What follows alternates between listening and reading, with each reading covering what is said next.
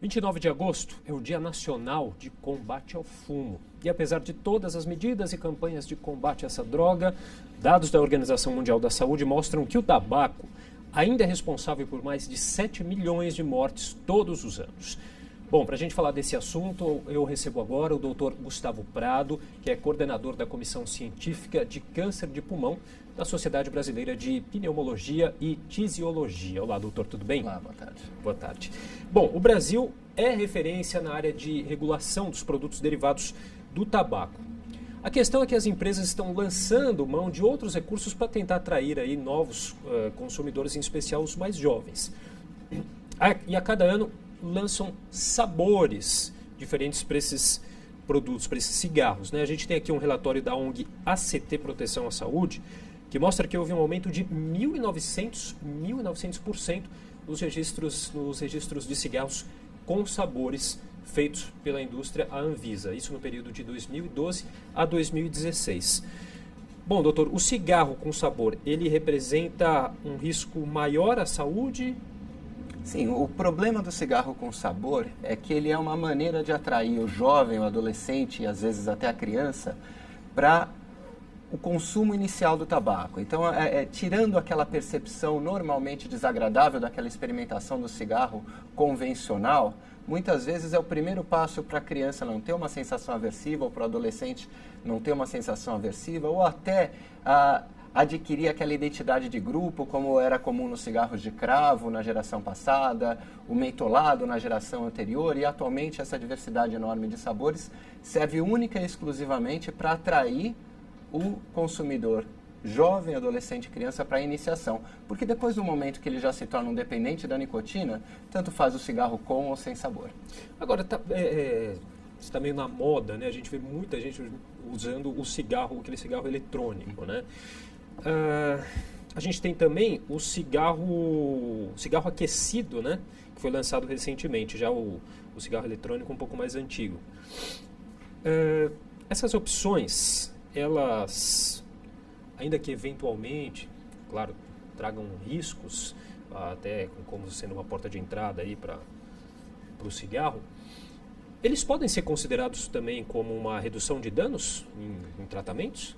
A questão de enquadrar essas novas formas de consumo da nicotina, seja através de cigarro eletrônico, né, com soluções que contêm nicotina, seja através do cigarro aquecido, que é o próprio tabaco processado de uma forma diferente e aquecido para liberar vapores, né, que contém, entre outras coisas, a nicotina, que é a droga que causa dependência.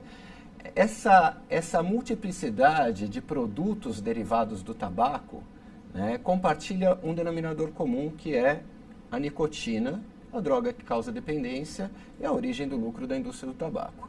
Todos esses produtos são fabricados e são propagados e sofrem a publicidade defensiva e muitas vezes é maliciosamente travestida na forma de material científico de que são produtos seguros.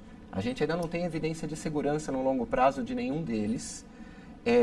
É muito provável que cada um deles também cause ou perpetue a dependência. Nenhum deles é isento na produção de derivados tóxicos do aquecimento daquela solução ou do tabaco, no caso do cigarro aquecido. Então, de maneira alguma, são produtos seguros.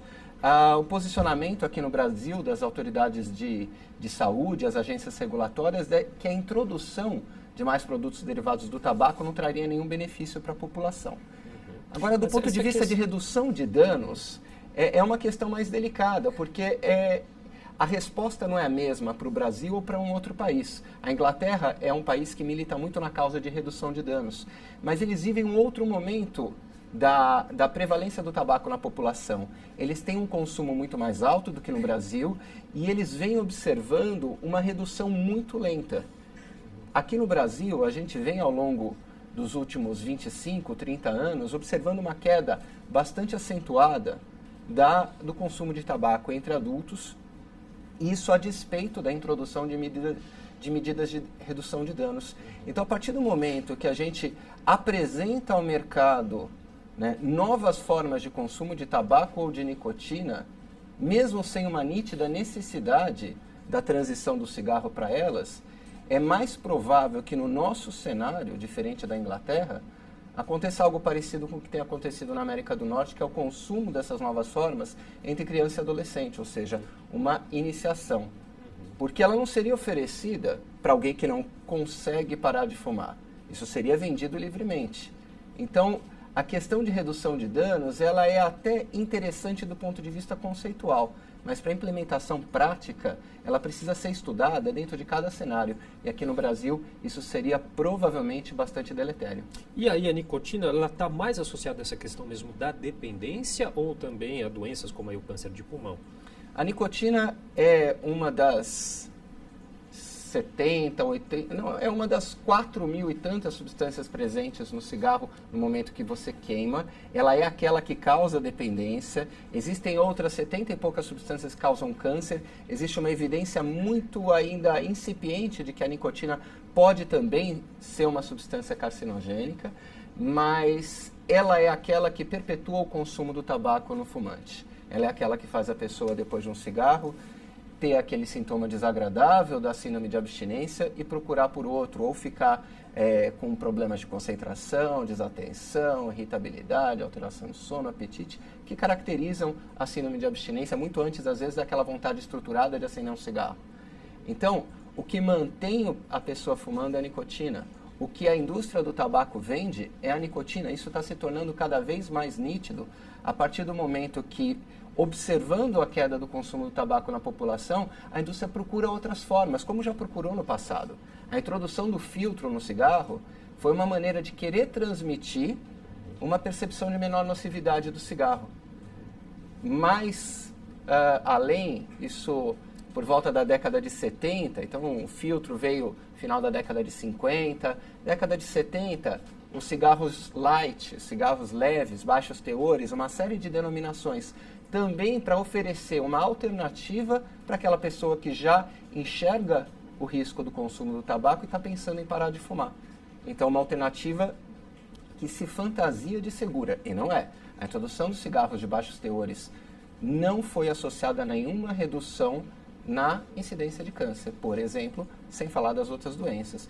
E agora, né, mais recentemente, com o advento dessas novas tecnologias para a produção de derivados do tabaco, aparece o aquecido, o eletrônico, mas todos eles com a única finalidade de manter as pessoas consumindo nicotina. E recentemente, agora nessa semana inclusive, foi realizada aí uma pesquisa pelo Instituto do Câncer aqui do estado de São Paulo, que mostrou que o tabagismo também está diretamente ligado ao câncer do estômago, né, doutor?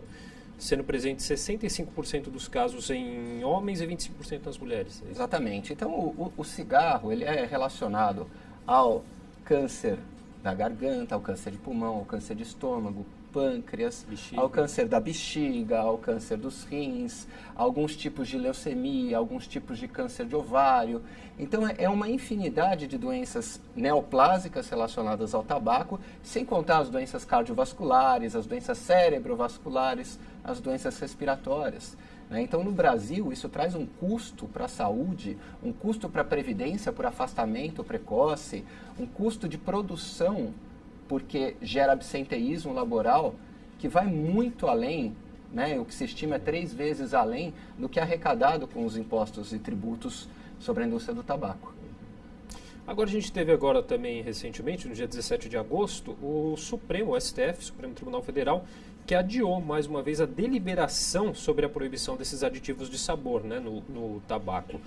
Uma resolução da Anvisa de 2012 e que em 2013, né, teve uma liminar aí que suspendeu essa proibição. Quer dizer, uma questão que vai se enrolando. Isso, e enquanto não houver uma manifestação definitiva em favor da população, em favor da preservação da saúde, né, especialmente de populações vulneráveis, criança, o adolescente, a pessoa que não tem acesso à informação e que muitas vezes vê nesses produtos, como aquele fumo que é consumido no narguile, alguma coisa que não traz a nocividade que já é conhecida do cigarro. Então, enquanto, né, o judiciário não se manifestar de forma definitiva em favor da população, ainda vai haver essa ambiguidade, ainda vai haver essa permeabilidade de todo o nosso sistema e também do comércio a esses produtos né, que só fazem a nossa população adoecer. Tá bom, doutor Gustavo, queria agradecer a participação aqui no jornal. Eu que agradeço.